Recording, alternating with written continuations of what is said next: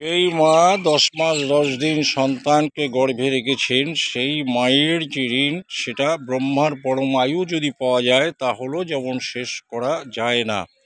যে মা অনেক যন্ত্রণা ভোগ করে সন্তানকে ভূমিষ্ঠ করেছেন, সন্তান ভূমিষ্ঠ হওয়ার পরে সে যদি একটা দিকে বাথরুম পেচ্ছাপ করেন, সেখানে মা তার উল্টো দিকে রাখেন সন্তানকে, উল্টো দিকেও যদি করেন, দুদিকে করলে তিনি তার বুকে রাখেন, সন্তানকে স্তন পান করান, সন্তান স্তন পান করতে করতে তিনি অনেক সময় মায়ের বুকে লাথি মারেন, তবুও সে মা আঁকড়ে ধরে রাখেন এবং সন্তানকে সেই দুগ্ধ পান করান।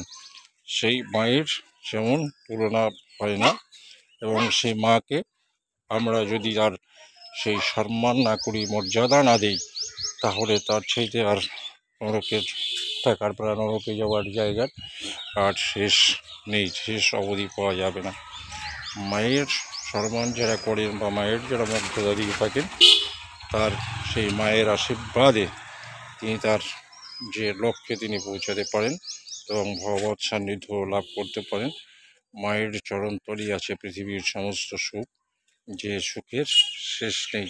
সেই মায়ের যারা অসম্মান করেন তাদেরও যেমন দুঃখের শেষ নেই বা সীমা নাই। জানি তাই। জয় গুরু রাধেশ্যাম।